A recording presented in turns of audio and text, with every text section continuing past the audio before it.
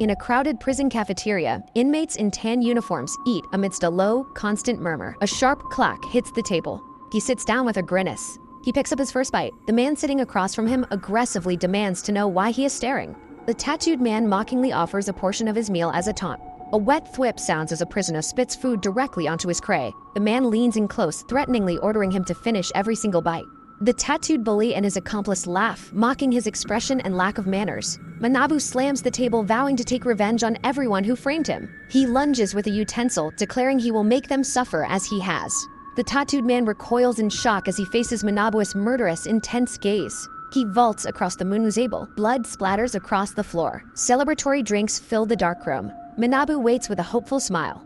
He watches Mio Karasawa sing karaoke, thinking about his long-held feelings and confession plans. Mio tells him she is heading to the restroom as they exchange quick agreements. He watches her walk away. He tells himself today is the day. He catches up to her. Mio notices his uncharacteristically serious look and asks him what has happened. Blushing, Manabu finally gathers his courage and asks her to go out with him. She offers a sympathetic smile, but gently rejects him, saying she isn't looking for a boyfriend. She walks away, leaving him stunned. He stares after her in disbelief. He crushes a can in frustration. Empty cans cover the table. A long, rough gulp escapes as he tries to drown his disappointment in alcohol. Later, he finds the hallway cordoned off by police and wonders what is happening. A sudden, firm snap rings out as an officer's hand clamps onto his shoulder. An officer forcefully arrests him, accusing him of the most heinous crimes imaginable. Manabu cries out in confusion while the police report they have secured Mio's killer. He tries to pull away, shouting that these insane accusations are impossible. Horror fills his wide eyes. He spots Mio's lifeless body on the floor and denies the reality of the situation. In a cold courtroom, the judge sentences Manabu Tojo to 30 years in prison. The victim's family screams in outrage, demanding the murderer pay with his life. Manabu hangs his head as the crowd calls for his death, feeling their hatred. He sobs that he is innocent, desperately wishing he could wake from this nightmare. His white-haired father stands up, fiercely defending his son's innocence to the court. The grieving woman and another man lash out at him, refusing to hear his pleas. Several angry men suddenly rush toward the father with their fists raised. A heavy thud echoes as the white-haired man is struck and falls to the floor. Manabu screams for the violence to stop, heartbroken as he watches his father. Despite the beating, the father promises Manabu that he will find a way to prove his innocence. Prisoners loom over him menacingly. Shadows fill the cramped cell. The tattooed man stands behind him with a glowing eye as Manabu trembles in fear. A sharp smack lands as an inmate strikes him for daring to ignore their leader. In the dark cell, the black-haired Manabu weeps while insisting he was framed for his crimes. Standing over him, the large tattooed bully questions him with a look of confusion. A sudden heavy thud sounds as a foot slams into Manabu's stomach. He is thrown backward, crashing hard against the cell furniture under the gaze of his tormentors.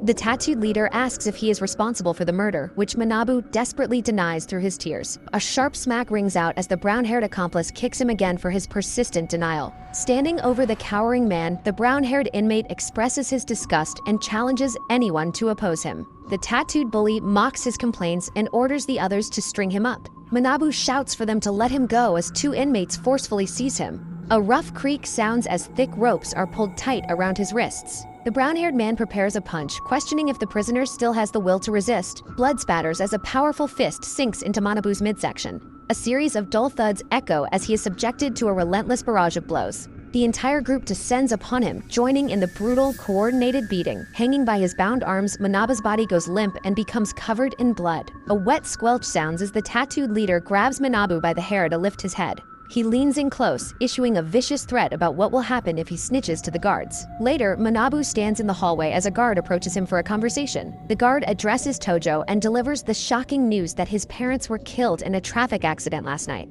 Overwhelmed by grief, Manabu stands in shock as the guard asks about other relatives and mentions financial support. Seeing no reaction, the guard impatiently asks if he is even listening. The officer sighs in disappointment, telling Manabu he no longer cares and orders him to leave. The guards walk away together, casually discussing their plans to go find something to eat. Back in the cafeteria, Manabu stares blankly at his tray of prison food. The brown-haired inmate aggressively demands to know why the bastard is staring at them. The tattooed leader orders him to eat every bite, threatening consequences if any food is left behind. As he looks at the rice, he remembers Mia's rejection of his feelings and his father's promise to prove his innocence despite the beating he took. While being beaten in a cell, he reflects on his suffering and realizes he has nothing left to lose. A sharp creak sounds as he grips his chopsticks with a trembling, rage-filled hand. The word murderer echoes in his mind as he stares at the grinning face of his tormentor. He decides he cannot die yet, his eyes widening with a newfound dark determination. A heavy bang sounds as he slams the table, vowing to take revenge on everyone who was involved in framing him.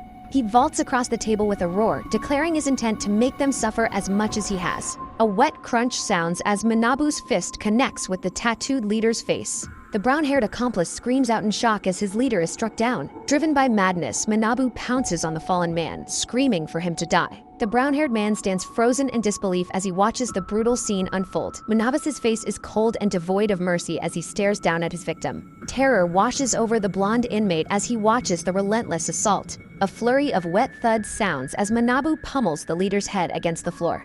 Manabu resolves that if he is destined to die, he will ensure he takes his enemy down with him. Blood sprays across the area as the intensity of the violence reaches a breaking point.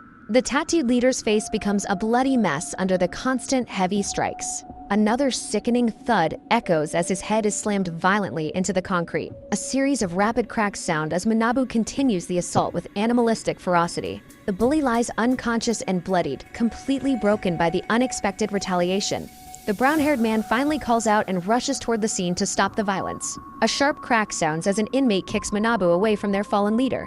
The brown-haired man grits his teeth in a fury, cursing at the black-haired prisoner. He watches Manabu with a look of genuine fear, wondering if the man has completely lost his mind. Guards rush into the cafeteria, demanding to know what is going on. A guard forcefully pins the black-haired prisoner to the floor. The officer strikes Manabu, cursing him for causing such a disturbance during his shift. Manabu's eyes glow with an intense, vengeful fury. A guard orders the others to get Goriki to the infirmary immediately and threatens to punish everyone else later. A sudden, loud cry rings out as Manabu is struck again. The guard reacts with a look of pure bewilderment. The officer orders him to be subdued immediately, believing he is trying to take his own life by running into the wall. A group of guards struggles to restrain the desperate prisoner. Manabu is pinned down, his face bloodied and battered. He lets out a final, agonizing scream. A steady drip falls from the IV bag. Lying in a hospital bed, the doctor observes that he has seemingly lost his will to live and has not eaten for days. The doctor informs a guard that they are administering nutrients, but warns that the man remains in critical danger. A rhythmic sweeping sound echoes as a mop moves across the floor.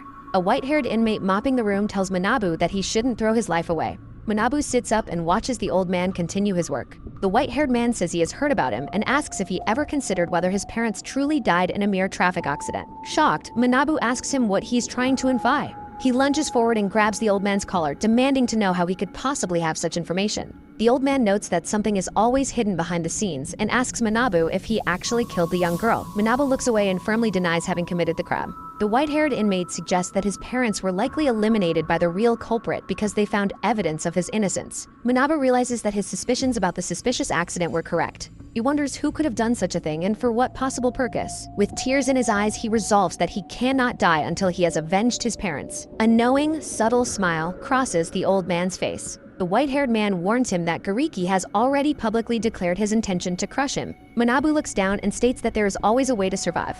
The old man grins, telling the prisoner that he likes his guts. He offers to lend a hand if Manabu manages to survive Goriki, leading the prisoner to ask what kind of help he means. The white-haired man watches him with a mysterious expression. A sudden sound at the door catches the old man's attention. The old man advises Manabu to read a book in his spare time, claiming the knowledge will eventually prove useful.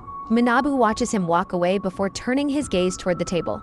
He picks up a book titled Human Anatomy and Weak Points. When Manabu asks who he is, the white-haired man identifies himself as Tsuchiya. He tells the younger man that he can simply refer to him as Old Man. A guard enters the hospital room, surprised to find the prisoner awake.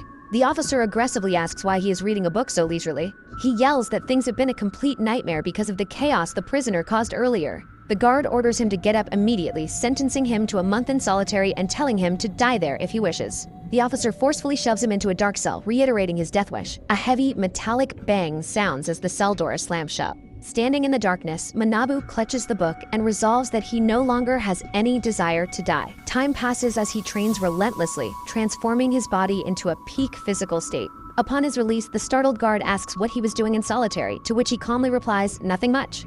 prisoners perform manual labor under the sun in the yard. Manabu walks through the yard, unaware that he is being watched from the shadows. A malicious man laughs and announces to the group that Tojo has finally arrived. Manabu stands surrounded by hostile inmates. His eyes glow with dark madness. The large tattooed leader, Goriki, looms over him and reveals he left the hospital early just for him. Pointing to the scar on his face, the leader vows to pay him back 100-fold. He orders his subordinates to attack. Several inmates charge forward with aggression. A quick whoosh sounds as Manabu dodges and counters. Watching from behind, Goriki warns that anyone who slacks off will be beaten up later. Manabu's expression twists with animalistic fury. He lets out a primal roar. A heavy thud sounds as he strikes. A sharp hiss sounds as he pounces with glowing eyes. He maneuvers quickly between his attackers. A wet crunch sounds during the strike. Driven by rage, Manabu screams for them to buy. A loud bang sounds as he attacks. Prisoners watch the rooftop chaos below. Bodies fall through the air together. A wet squelch sounds as he ends. He resolves to crush everyone who tormented and framed him. His gaze burns with intense hatred. Guards rush toward the violent fiend. An officer shouts for the fading. A guard warns that killing the man he just attacked will result in the death penalty. Manabus's blood-stained hand trembles violently. He lets out a final scream. Following the incident, he observes that the way others treat him has changed. Manabu recovers in the prison infirmary. A guard informs him that the leader's lower body was crushed, leaving him in a wheelchair for life, and orders no more trouble. Manabu sighs and agrees to return to the cell. He realizes that no one wants to cross a crazy person who lacks fear. A rhythmic tap sounds as mocks. Tsuchiya laughs and agrees with his sentiment. The white-haired man asks if he can create an opportunity, promising to help him escape if he does. Tsuchiya leans in and instructs him to cause a disturbance in the prison. Manabu questions whether he can actually trust her. Tsuchiya points out that a loose sewer grate in the kitchen can be used for escape during a commotion. The old man challenges him to go take a look if he doesn't believe him. Former bullies stare in genuine terror. Manabu returns to his dark style. He commands the brown-haired man to step forward. Shaking in fear, the brown-haired man claims it was all a misunderstanding and blames the leader for the bullying. He expresses relief that the leader was defeated and offers to serve Manabu as his new boss. The other inmates join in, cheering for their new boss. Manabu watches them with cold indifference. He eats his meal in silence. A small piece of meat is lifted. The brown-haired inmate offers his own food to the new leader. Another prisoner offers his meat as well. Manabu looks on with quiet surprise. Prisoners discuss how Goriki was permanently injured by the new car. Umi-san feels disrespected because the new block leader has not greeted him. An accomplice suggests recruiting the skilled prisoner instead of starting a fight. The man promises that the entire block will eventually belong to Umi-san. His attention is taken by a rhythmic, quick tap sounding. The thin inmate approaches and asks if the prisoner is Tojo. He demands to know why Manabu has not shown proper respect to Umi-san. The brown-haired man fearfully whispers that Umi-san is a dangerous threat. Manabu observes the massive rival leader from across the cafeteria. Umi-san orders his subordinate to teach the cocky newcomer some manners. A sudden, loud bang sounds as the accomplice slams the table. Manabu strikes him, stating that he will only understand through physical pain. Blood sprays as the black-haired prisoner maintains a cold gaze. Fellow inmates watch the sudden burst of violence in shock. A heavy thud sounds as the fallen man begs Umi-san for help. A sharp bang sounds as Umi-san stands up in fury. Tension rises in the cafeteria as the two leaders face off. Surrounding prisoners stand as the confrontation reaches a breaking point. A quick, dry cough sounds from a nervous bystander. The bleeding man screams that he will kill the black-haired prisoner. Umi-san and Manabu engage in a tense, silent standoff. Umi-san remarks that he has never met anyone as arrogant as him. A distant guard shouts for everyone to return to their meals immediately. Umi-san snarls that the prisoner will regret his actions. He declares that they will settle their dispute during tomorrow's break. The brown-haired man breaks down in tears of terror. He warns that Umi-san will bring all his henchmen to crush them. Manabu calmly resolves to simply defeat every single attacker at once. Nearby prisoners react with disbelief to his bold declaration. A heavy, dull thud sounds in the quiet room. The man apologizes for his cowardice and pledges to stand by his boss. He lets out a loud rallying cry for his leader. The inmates cheer and raise their fists for their new boss. A soft, rhythmic rustling sounds in the dark prison cell. Manabu meticulously ties a heavy bundle within a blue cloth. He firmly tightens the knot on his makeshift weapon. Prisoners gather for recreation in the sunlit yard. Officers watch the inmates from behind the barbed wire fence. A prisoner casually invites a guard to go smoke in a corner. The guards are lured away from their post by the offer. Umi-san approaches with a malicious grin on his face. The yard falls silent as the confrontation finally begins. The brown-haired man urgently alerts his boss that the gang has arrived. Manabu challenges the group to show him the true extent of their resolve. The massive leader leads his armed henchmen in a violent charge. A wet crunch sounds as Manabu dodges and delivers a counter-strike. A heavy, sickening thud sounds during the relentless brawl. A bloodied inmate notices the guards watching from the distance. An officer reacts as a dropped cigarette falls to the ground. Blood sprays across the yard as Manabu strikes the enemy leader. Guards blow whistles frantically during the riot. Violent combat erupts throughout the prison yard. A large, bearded leader watches in shock. An inmate forcefully grabs a guard car. The officer shouts that rules are being violated and calls for immediate security backup.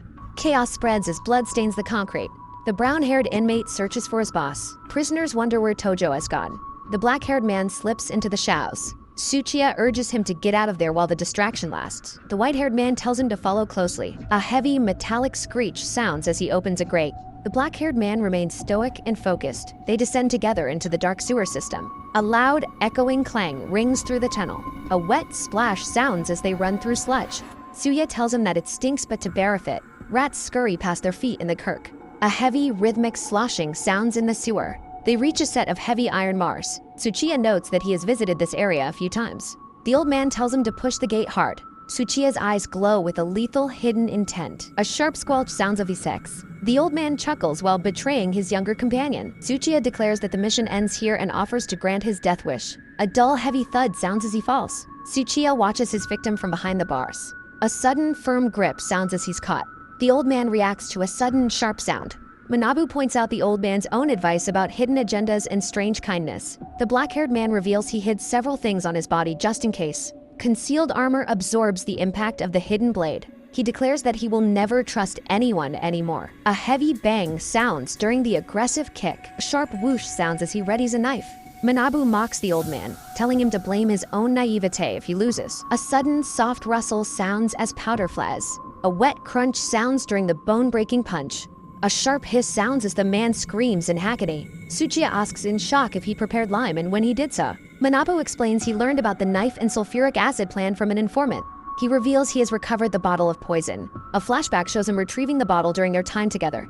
The old man's face twists with pure, murderous rage. Tsuchiya lunges forward with a final, desperate roar.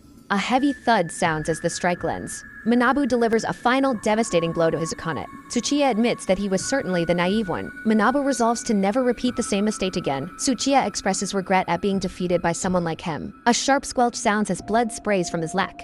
A wet sizzle sounds as Manabu pours the sulfuric acid over the old man's body.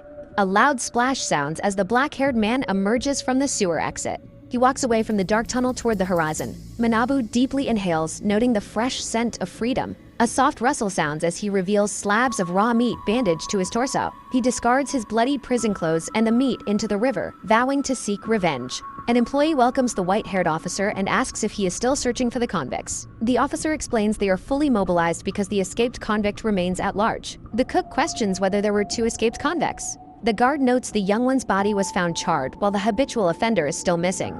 Back in the sewer, a faint sizzle sounds as Manabu stands over a blackened corpse. A quiet sizzle sounds from the charred prison identification jack. The cook expresses pity over the tragic death of the younger escapee. Another officer dismisses the tragedy, stating the man was a criminal who brought it upon himself.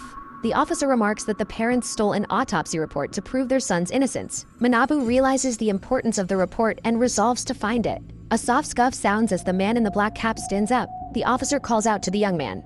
Manabu turns slightly to look back at the table. The guard warns him to stay indoors because of the dangerous escaped convict. Manabu calmly acknowledges the warning before leaving. A rhythmic click sounds as a blonde waiter walks down the street. Manabu follows the man silently from a distance. The blonde man wonders what he should eat for dinner. A sudden sharp whoosh sounds as a knife is held to his throat. Terrified, the waiter claims he has no money and is just a part-timer. Manabu demands to know who ordered him to frame Gaku Tojo, while the waiter asks if he's Tojo's buddy. The waiter warns that Manabu should let go unless he wants his limbs broken like Yuji Suzuki. A wet crunch sounds as Manabu stabs the man's leg, demanding to know who hurt Yuji. Manabu demands to know who forced him to give false testimony. The blonde man insists the mastermind is someone Manabu cannot handle. A sharp squelch sounds as he delivers another painful strike. Manabu gives the man one final chance to answer his questions. The waiter reveals Rei Amano paid and threatened him to give false testimony. He explains that she was Mio's best friend and must know the truth. Manabu asks where to find her, and the man directs him to a nightclub.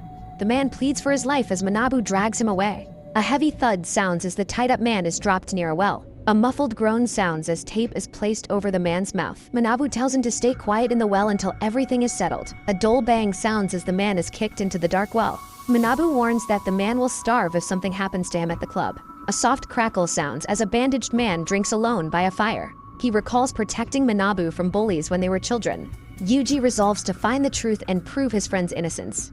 A quiet sigh sounds as he slumps over in despair. Manabu watches the neon lights of the nightclub from the house. No discernible narrative content detected. The large man lets out a loud, booming laugh while walking with his companion. She bows politely and invites the customer to return for an even better experience next time. Checking her watch, she notes that it is finally time to end her shift. Manabu shadows her silently as she walks down the dark city street. He readies a sharp knife as he closes the distance behind her. She answers a phone call about meeting at a usual spot, unknowingly forcing Manabu to hesitate and hide his weapon as she walks away. He watches from the shadows as she enters a business called Net Paradise. Inside, she is intercepted by 3 men in gray suits in a building Manabu identifies as being run by a thug named Hiroto Kagami. Realizing time is short before the owner arrives, he decides to seize his only opportunity and enters the building. Ray remarks that someone took too long to arrive, mistakenly assuming the man entering the room is her expected visitor. She turns around and demands to know his identity and how he gained access to the private room. He suddenly and forcefully seizes her arm before she can react. Manabu holds a blade to her throat and commands silence before revealing his face, which leaves her trembling as she recognizes that he is still alive. He aggressively questions why she chose to frame him, but she counters by asking if he truly believes she had the resources to coordinate such a plan. She explains that the massive cost of bribing 7 witnesses and other officials was over 10 million yen, arguing that a hostess living in a cafe could never afford such a conspiracy. She claims the true mastermind is untouchable and urges him to flee immediately before Hiroto arrives and traps him in the room. Facing a lethal threat, she finally confesses that a man named Koki Yoshida was responsible, a name Manabu repeats in quiet contemplation. Manabu wonders about the motive behind Koki Yoshida's involvement as he processes the new information. Men in the hallway announce that the woman is waiting inside as Manabu continues his tense interrogation. She insists she has told him everything and begs him to stop his pursuit and get out while he still can. He demands she choose a side in his quest for revenge while she begins writing on a piece of paper. She hands him a note and promises a full explanation later if he agrees to leave right now. He accepts the contact information but warns her that any attempt to betray him will be met with no mercy. A man in a pink suit and his guards pass Manabu in the hauler. The man in the pink suit pauses and looks back at the stranger with a suspicious expression. Hiroto Kagami finds Manabu's face familiar and questions the marks on his neck, which Manabu dismisses as a necklace accident before moving on. Later, he lies alone in a dimly lit room, lost in his thoughts. A memory shows Mio drinking with a man while other companions socialize nearby. In happier times, Mio and Rei enjoyed karaoke and toasted to their friendship. The scene shifts to the couple walking away from the table together during that night. Manabu makes a call from a public phone booth as the busy city moves around him. He contacts his target to arrange a secret meeting at the Riverside Park later that night. Rei agrees to the meeting over the phone while her employer pressures her to continue singing. Night falls as Rei arrives at the quiet, illuminated Riverside boardwalk. He watches her from behind a tree, remaining unseen as she waits for him. Manabu steps forward and demands the truth about the exact circumstances of his parents' deaths. She explains that his parents had obtained the original autopsy report and were planning to file for a legal retrial. She reveals that Yoshida murdered them in a staged accident because he was terrified the contents of the report would be made public. She breaks down in tears and apologizes for the tragedy as a gruesome memory of the crime scene lingers. He violently strikes her across the face, declaring that her apologies are worthless after everything he has lost. He demands to know the specific contents of the report and how Mio actually died. She tearfully reveals that the report found evidence of 3 different attackers but confirmed that he was not among them, proving his innocence was buried to protect the real criminals. She explains that while Mio initially went with Yoshida and his wealthy friends for money, they treated her as nothing more than an object. In a memory, Yoshida hands over a massive bribe and orders that his friends be shown a good time for the night. Mio asks what they have planned, seemingly unaware of the extreme danger she is in. She describes how they forced lethal doses of drugs on Mio until she died right in front of them. The men in the memory recklessly distribute drugs while looming over their helpless victim. One man forcibly administers the substances to the woman against her will. He taunts her and demands a reaction as the drugs begin to take their toll on her body. The perpetrators panic as they realize she has stopped moving and is no longer responsive. Men panic as their victim stops breathing. Manabu demands to know why Rei framed him. Rei explains his false confession fit their script. She tearfully claims Yoshida threatened to kill her. Manabu resolves to crush Yoshida at any cost. Rei warns of the bodyguards protecting Yoshida. She begs him to flee for his life. Manabu warns her not to interfere with him. He commands her to follow him to safety. Manabu refuses to release her until things settle. He demands she hand over her smartphone immediately. Rei screams as she is suddenly thrown down. She accepts her imprisonment as a deserved punishment. Yoshida dances with a companion in a club. He suggests they move to a private area. She smiles at his bold and forward request. Yoshida orders his security to wait outside alone. Manabu decides to take this risky opportunity now. A guard stops him, but Manabu dismisses him. A guard stares him down with intense suspicion. He eventually permits the stranger to move forward. A pained shout echoes as Manabu enters alone. Manabu draws his weapon and warns of interference. A heavy thud sounds as he kicks Yoshida. Startled, Yoshida demands to know his attacker's identity. Manabu lunges forward with focused and lethal intent. A woman screams as blood sprays from Yoshida. Yoshida clutches his bleeding neck in sudden shock. Manabu follows up with another aggressive, powerful strike. He pins the target with a blade held high. Recognition dawns as guards rush in to help. Manabu vaults over the stalls to evade pursuit. He lands quickly and prepares for a gawe. A loud crash sounds as he breaks through glass. Yoshida offers a bounty for his attacker's capture. Manabu sprints through the dark and narrow alleys. Pursuers miss him as he hides among baggage. He worries his blown identity is wasted time. Manabu resolves that one final chance still remains. A black car pulls up to Roundtown. Officers confirm the identity of the violent assailant. Yoshida vows to personally execute his mortal enemy. Rei and Yuji wait together at the well. They look up as a shadow descends above. Manabu drops into the well with a bag. Rei asks if he succeeded in killing Yoshida. Yuji crawls forward, desperately begging for clean water. He greedily gulps down the water Manabu provided. Manabu looks up toward the distant night sky. He orders them silent under threat of death. Manabu vows that their next encounter will mark the end for his adversary. Koki Yoshida reveals he has captured Suzuki and asks if Manabu wants to join him. Yoshida proposes a deal for Manabu to surrender quietly in exchange for Suzuki's release. Manabu offers to trade the captives he holds for his friend's freedom. A mocking laugh echoes as Yoshida revels in the desperate situation. Manabu claims a copy of the autopsy report survived and can prove Yoshida's guilt. Yoshida dismisses the claim as a bluff, questioning why he didn't report it sooner. His face contorts with sudden fury as he demands to know Manabu's true goal. Manabu demands his name be cleared, expressing a desperate desire to survive. His eyes burn with cold determination as he continues the high-stakes negotiation. Yoshida offers money and protection for the evidence, insisting on an immediate in-person meeting. Rei frantically signals her disapproval of the dangerous plan from the background. She screams a warning that meeting Yoshida is nothing short of a suicide mission. Tossing the phone aside, he tells his captives they are free to do as they wish. Rei desperately grabs his arm, pleading with him not to walk into a certain death trap. Later, he visits a shop and decides to purchase a new set of clothes. As he walks away, a confused chef wonders what happened to his missing kitchen knife. He purchases 2 bottles of whiskey to prepare for the long night ahead. A soft crackle sounds as he sits by a fire, sharpening his stolen blades. He stands and moves away from the warmth, fully prepared for the coming conflict. A dull thump sounds as he drops to his knees before the city skyline. He prays for his parents' strength and vows to join them once his revenge is complete. He looks out over the snowy city, steeling himself for the final confrontation. Armed guards stand ready as snow begins to blanket the mansion's entrance. Manabu approaches the hostile group alone, showing no fear despite the overwhelming odds. Yoshida watches from above with a smug, self-assured expression on his face. He orders his men to ensure that the intruder does not leave the grounds alive. A heavy thud sounds as a guard kicks the captive Suzuki toward the newcomer. The guards close in, surrounding Manabu as he prepares to make his move.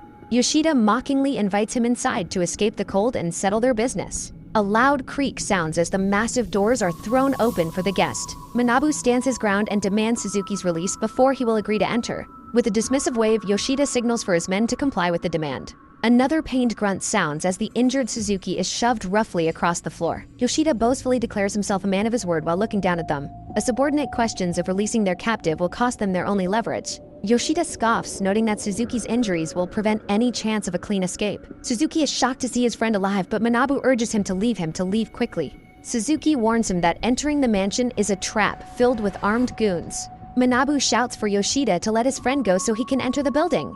He urges Suzuki to survive for his family and remember him after everything is over. Suzuki is dragged away, shouting in protest as Manabu prepares for the final battle. A rhythmic tapping sounds as Yoshida descends the grand staircase toward his best. A sharp whoosh sounds as blades are drawn the moment Manabu enters the room. His eyes glow with a lethal, predatory light as he faces his mortal enemy. He stands tall between the massive guards, refusing to be intimidated by their size. Yoshida demands to know if he brought the evidence he used as a bargaining chip. Manabu retorts that he would never bring something so vital into such a dangerous place. Enraged, Yoshida yells for him to stop playing games and face his inevitable fate. A collective metallic ring sounds as the guards raise their weapons to strike at once. Manabu holds up 2 bottles of whiskey and mockingly suggests that they should not be so tense and have some fun.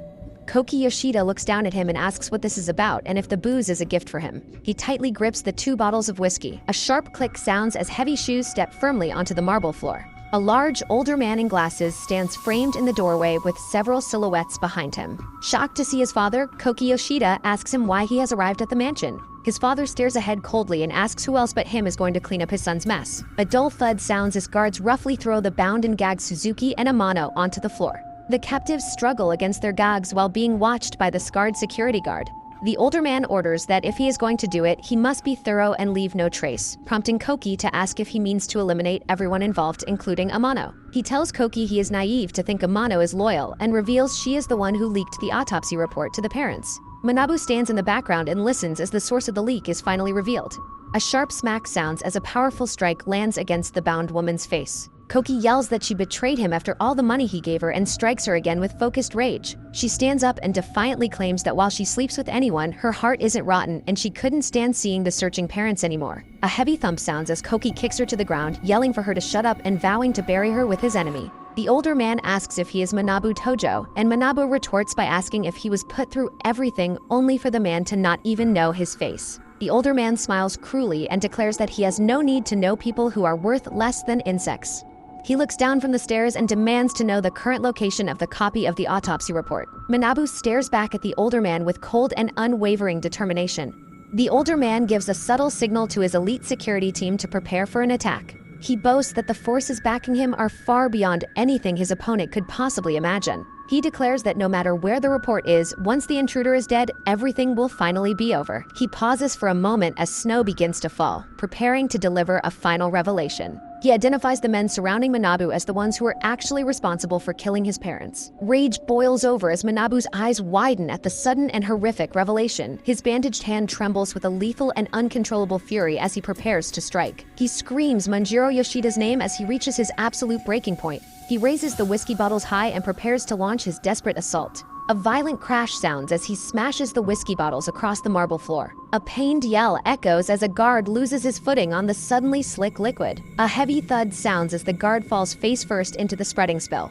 He struggles to regain his balance on the treacherous and oily floor. Manabu seizes the opening and slashes through the neck of an enemy as blood sprays into the air. Koki realizes the liquid is oil and screams that his attacker is nothing more than a coward. A wet squelch sounds as Manabu drives a blade into a fallen guard's throat with lethal intent. Koki orders his men to swarm the intruder while another guard falls to a deep and bloody slash. Blood stains the marble floor as multiple guards lie dead or dying in the oil. Manabu weaves through the chaos with practiced and lethal precision. He moves with a sudden and blinding speed to avoid the remaining attackers. He executes a high-speed flip to evade the blades of the surrounding guards. He lands in a low crouch, blood dripping from his stolen kitchen knives as he adjusts his sunglasses. Koki yells for his men to kill the show-off immediately as he watches from a distance. More guards charge forward with their weapons raised to strike the intruder down at once. Manabu tenses his muscles and prepares to face the next wave of incoming attackers. A sharp hiss sounds as he throws a blinding powder into the eyes of the advancing men. He grips his weapon tightly as the snow-like powder fills the air around him. The guards scream in agony as they are blinded and helpless against the sudden maneuver. A wet slash sounds as Manabu cuts through the defenseless men with a single powerful motion. He turns back toward his target, his eyes glowing with a terrifying and red bloodlust. Tojo wears a dark, menacing smile. A sudden, sharp splash of blood. 3 men brace in the smoke. Tojo looms over his suit-clad opponents. Koki clutches his head in Tedek. The older man with glasses barks orders at Koki to quickly retrieve the alcohol. He explains that alcohol is the only way to wash away the burning quicklime. The tattooed woman watches the fire. Koki snarls at the woman as she desperately clings to his leg to stop him. With a heavy thud, he kicks. Bleeding and broken, the woman silently resolves that this sacrifice is the least she can do. Armed guards advance to target. Tojo stands tall amidst defeated broads. Guards wash their eyes of alcohol. The older man warns his men of the slippery floor, viewing Tojo as a corner target. Guards reform their line for assault. A guard leaps forward with an ant. Tojo counterpins his attacker with force. A sinister grin spreads across his face. The remaining guards continue their march. With a fierce "Rah! Yuji tackles!" Yuji delivers a powerful high kick. A guard winds up to strike. Tojo clamps onto a guard's face. A brutal impact sprays fresh blood. Koki expresses his bitter regret, cursing himself for not killing Tojo sooner. Tojo remains the storm's calm high. Torn sleeves reveal hidden metal horror. Another guard is sent flying backward. Koki threatens to finish the injured Yuji, but Yuji defiantly welcomes the challenge. Tojo casts a cold sidelong glance. A heavy punch connects with impact. Enemies pour into the fray relentlessly. Tojo calmly asks if they need a light while flicking open his metal lighter. Tojo tosses a flame toward enemies.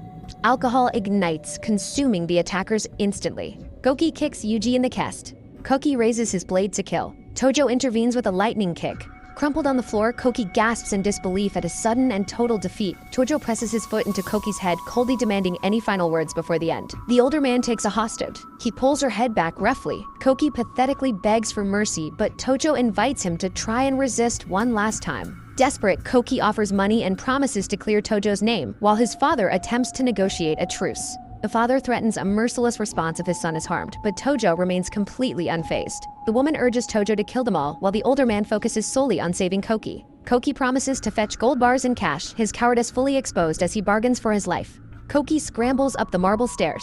The older man tells them to take the payout and leave, declaring their conflict at an end. Split panel. Tojo glares intensely while Amano is held by her hater. A brutal punch from Yoshida sends Amano reeling backward. Wish! Tojo delivers a lethal slash to the older man's throat as blood sprays. Yoshida collapses to the floor, clutching his bleeding neck. Amano looks on with a silent, tearful sense of relief. Tojo helps Amano stand as her captor lies dead nearby. Amano warns of hidden guns as Koki loads his weapon, vowing to kill everyone. Koki sprints down the marble stairs, clutching a heavy black bag. Shock freezes Koki as he discovers his father's lifeless body. Koki rages at Tojo for breaking their deal and murdering his father. A voice yells, "Over here!" as Koki turns toward a partition. Bang! Koki fires his handgun repeatedly at the source of the noise. The distraction is revealed as a phone recording near two bound guards. A smartphone plays the looped recording on the blood-spattered floor. Wish! Tojo seizes the opening, severing Koki's hand with a single swift strike. A powerful kick sends the maimed Koki flying across the hall. Tojo pins his defeated enemy to the ground with overwhelming force. Koki demands to know why Tojo killed his father, calling him a traitor.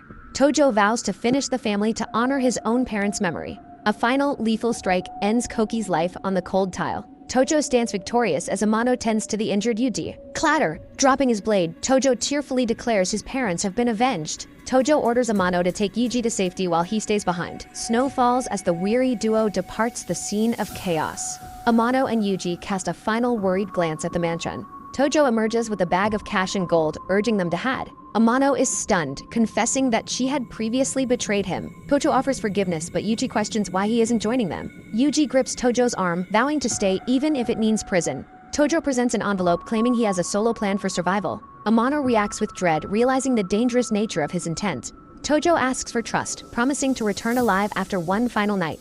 Amano struggles against Yuji, refusing to let Tojo fight alone again. Yuji insists they must have faith in Manabu and stay out of his way. Tojo watches silently as his allies disappear into the snowy night. Amano and Yuji find shelter beneath a dark stone bridge. Amano speculates the documents prove the corruption of the city's elites. Amano explains Yoshida likely used his police rank to obtain the evidence. Yuji fears for Tojo's life and tries to rush to his aid. Amano restrains Yuji, arguing that Tojo's plan is his only chance. Amano believes Manjiro was an eyesore to the elite, making a deal possible. A scandalous photo reveals a tattooed man in a compromising position. Now dressed in a suit, Tojo prepares for his next encounter. Tojo walks toward a grand traditional-style gate under the night sky. The rhythmic sound of footsteps echoes as Tojo ascends the stairs. He approaches the guarded entrance of a massive private estate. Guards block his path, but Tojo firmly demands to see Mr. Broda. A guard refuses him entry, stating the boss is already resting. Tojo stares back defiantly, insisting the meeting must happen immediately.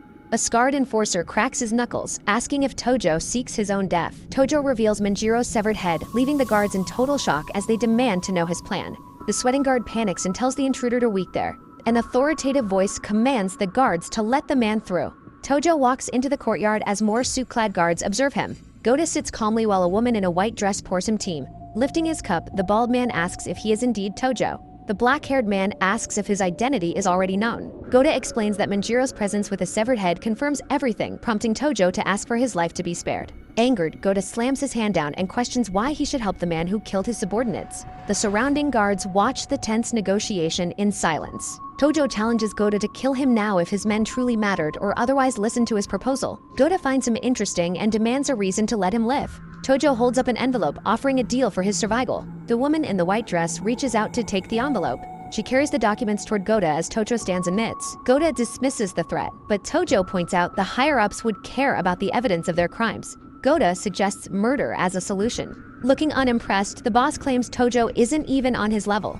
Tojo claims he has nothing left to lose and states the evidence will be sent to the police by midnight if he fails to return. Goda continues pouring tea while asking what this threat has to do with him. Tojo explains that since he was last seen at this estate, Goda would be framed as the mastermind behind Manjiro's murder. Pausing, Goda realizes Tojo didn't come for help, but to drag the boss down with him. Tojo offers a final choice, help him and profit from the evidence or refuse and be destroyed together. Goda laughs heartily, finding the boy's audacity reminiscent of his own youth. Tojo drinks deeply from a small bottle. Goda agrees to fix the situation on the condition that Tojo enters his service starting today. Tojo pledges his devotion. Goda orders Muto to clean up the murder scene and tell the police to back off.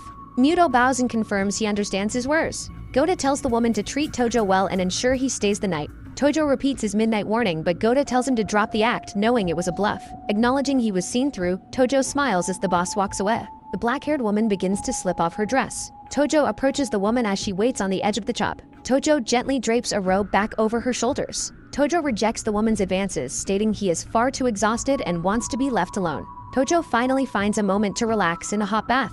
Smoking a cigar, Goda notes that Tojo is extraordinary for being able to suppress his desires at such an age. The woman asks if she should continue to monitor their new best. Goda plans to keep his guard up and find Tojo's weakness before fully turning him into a pawn. Tojo sits up quickly as he awakens. Morning arrives as the woman attends to Tojo, who thanks her and prepares to leave. She tells him there is no hurry and asks him to watch the news. A news anchor reports on the fire and the deaths of the Yoshida family members. The woman tells him his worries are over and urges him to stay and enjoy himself. She reaches out for him and asks for his name. Tojo politely declines Miss Ayame, insisting that he still has unfinished business to attend to. Tojo walks toward the bridge where his weary allies are waiting.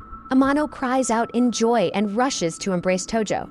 She tells him she knew he would survive while the injured Yuji Lakan. Tojo looks at his friends and declares that they are finally free from their pursuers. She weeps while embracing her savior. A dilapidated apartment building stands tall. A vibrant feast covers the table. Surprised by the delicious meal, the man in green notes the girl's unexpected talent. Holding a spatula, the woman explains she has fended for herself since childhood and can manage basic tasks. The trio shares a quiet drink. Holding her glass, the brown-haired woman asks Tojo about his future intentions. Tojo suggests using their stolen funds to establish a legitimate small business. The man in green jokingly asks if this means they will all be executives now. Smiling warmly, the woman promises to support whatever path Tojo chooses. The man in green asks if she intends to return to her former nightclub job. She admits her difficult past supported her brother's illness, but declares she is ready for a fresh start. They raise their glasses in celebratory toast. The injured man snores on the sofa. Tojo stares at the ceiling and but, dressed in a long shirt, the woman explains her homelessness and asks to stay with them. Tojo offers her the bed while he takes the floor, mentioning the limited sleeping arrangements. Placing a hand on his back, she suggests they share the bed together, despite the cramped quarters. Walking down the street, the man in green asks if the woman is moving in permanently. Tojo confirms her situation and notes they will need to purchase additional furniture soon. The man in green remarks that their current cash reserves should provide long-term security. Menacing tattooed thugs pass by them. Stopping in his tracks, the blonde thug asks if they are the targets. Seeing trouble, the man in green urges Tojo to leave the scene immediately. The blonde thug mocks the injured man's recovery, suggesting they didn't beat him enough last time. Defiant, the man in green insists he did nothing and tells the bully to back off. Getting into their personal space, the thug threatens to pulverize the man in green on sight. The blonde thug slaps Tojo and mockingly asks the bastard if he has a problem. Boom! Tojo responds with a bone-shattering punch to the thug's face. The impact sends the thug reeling. Blood spatters across the pavement. Clutching his bleeding mouth, the thug snarls at the audacity of the attack. Tojo unbuttons his shirt, revealing his scarred torso. The sight of Tojo's brutal scars silences the surrounding crowd. Panicked, the leader screams for his subordinates to attack the lone man.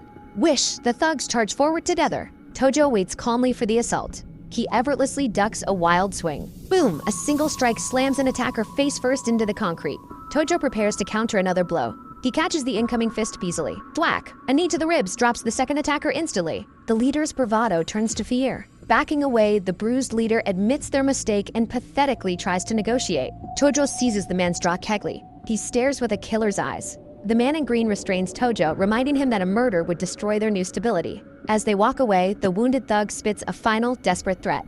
The thugs warn of their boss Kuro's impending revenge, but Tojo coldly invites the challenge. The man in green explains that Kuro is a dangerous underworld figure controlling local businesses. The black-haired man suggests fighting Kuro to take the area while his friend notes his startling personality change. The short-haired man in the green shirt mentions 2 others he helped and leaves to call them. A quiet bird's-eye view of a desolate industrial area reveals the staging ground for the upcoming conflict. 2 rough-looking men wait outside. One smokes a cigarette while a much larger man eats a snack. The black-haired man skeptically observes the duo, doubting their usefulness in a serious physical altercation. His short-haired companion insists that despite appearances, these are men who can be fully trusted. Drawing on his cigarette, the man in the cap asks Yuji to identify their specific opponent. Yuji clenches his fist and identifies their target as the man known as Kuro-san. The 2 new recruits are visibly startled by the mention of the notorious name Kuroki. The black-haired man warns them of the group's size, offering them a chance to back out if they are afraid. The man in the cap dismisses the idea of fear, claiming he has wanted to settle things with Kuroki for a long time. Clasping his hands together, the large man agrees that he was waiting for the opportunity to strike back. The black-haired man silently notes the impressive courage of Yuji's friends as they prepare to move. He acknowledges their spirit but cautions that raw courage alone isn't enough for a small group to win. A sharp screech sounds as a white van speeds down a road with its headlights blazing. A group of armed men piles out of the van, ready for a coordinated ambush. A muscular man with a chest tattoo and sunglasses asks his underlings if they have arrived at the correct location. The scarred blonde man confirms they have arrived, reporting that the targets have been there since his daytime scouting. Looking around the corner, the tattooed leader asks for the exact number of opponents they are facing. The scarred man reports 5 people, warning that the leader is a dangerous ex-convict and a total psychopath. Flashing a sinister grin, the tattooed man boasts that his own time in prison makes him the bigger psycho. Through a small window, the enemies are seen charging toward the hideout with wooden bats in hand. The black-haired man and his group stand ready as the hostile force approaches their door. The man in the cap hides atop a tall bookshelf, preparing a surprise for the intruders. A heavy bang sounds as the door is kicked open with violent force. The 2 groups face off in the middle of the room as the tension reaches its peak. The tattooed leader looks down at the black-haired man and asks if he is the one who took out his men. He laughs maniacally and shouts for his enemies to bring everything they have. 2 of the intruders charge forward with their bats raised high while their leader watches from behind. From his perch on the bookshelf, the man in the cap tips over a bucket, dumping white powder over the attackers. A heavy splashing sound follows as the attackers are blinded by the falling substance, much to their leader's fury. The man on the shelf keeps his grip as he looks down at the chaos below. A loud thud sounds as a powerful kick sends one of the shirtless attackers flying backward. With a cocky smirk, the man with the cap pulls the rope to reset his makeshift trap. The bucket swings back through the air, ready for another round of disruption. Another drenching splash hits the attackers as they struggle to maintain their footing in the chaos. Frustrated by the unorthodox tactics, the tattooed leader growls that they are using cowardly tricks to fight. The black-haired man seizes the moment, grabbing an attacker by the throat while his allies provide cover. A pained scream erupts as the black-haired man slams his opponent down with overwhelming strength. The scarred blonde man wipes his mouth, complaining that their opponent's methods are far too dirty. Standing tall, the black-haired man retorts that they are simply practicing the philosophy of an eye for an eye. A heavy crash sounds as the blonde man is sent sliding across the floor after a decisive blow. The intruders lie defeated and scattered across the tile floor as the black-haired man stands victorious. The tattooed leader calls him a gutless bastard and vows to kill him, but the black-haired man simply invites the challenge. Surprised by the bravery, the leader agrees to a one-on-one duel and warns his subordinate to stay back. A rhythmic snap sounds as the leader rips his shirt open, revealing a massive tiger tattoo on his chest. The 2 leaders charge at each other in the center of the room as water continues to drip from above. The black-haired man ducks under a powerful swing, looking for a precise opening to strike. A dull thud sounds as a perfectly timed punch lands square on the tattooed leader's jaw. The black-haired man reaches out and firmly grabs his opponent's arm, locking him in place for the finish. Grrr! Tojo struggles with all his might against the crushing grip. Kuro locks Tojo into a punishing and lethal chokehold. Don't you guys interfere! This one is mine! Tojo screams at his nearby allies. Amano pensively realizes that Tojo must win this by himself to truly rule the area. I'll send all of you to hell, Kuro declares with a wide and terrifying grin. Gah! Tojo grits his teeth as he strains against the overwhelming pressure. A vision of his lost loved ones reinforces Tojo's lethal resolve.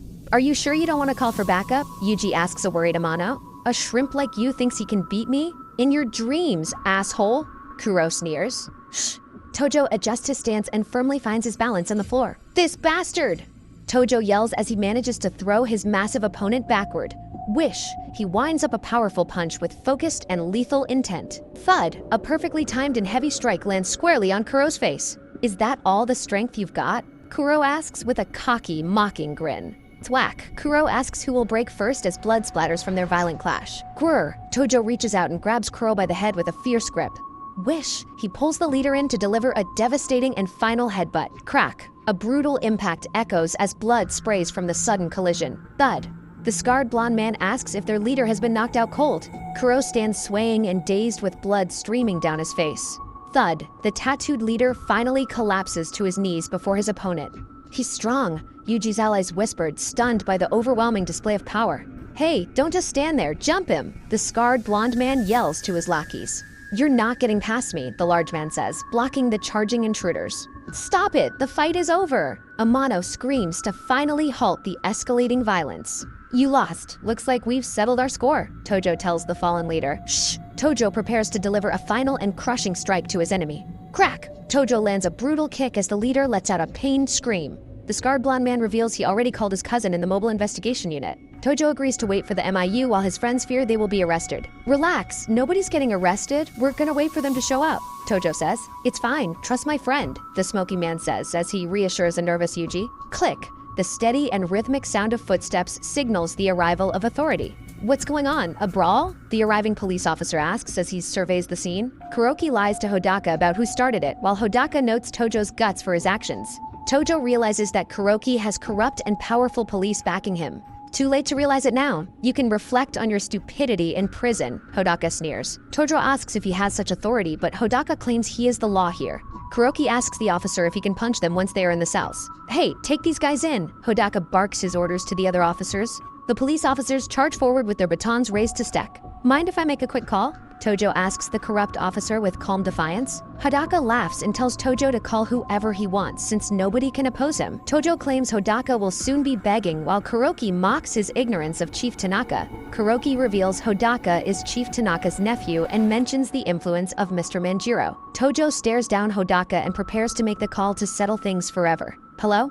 Tojo speaks calmly into his phone as the corrupt officers watch. Got it, Tojo says into the receiver while Amano and Yuji watch with concern. Tojo thinks this is a good chance to see if Goda is actually reliable.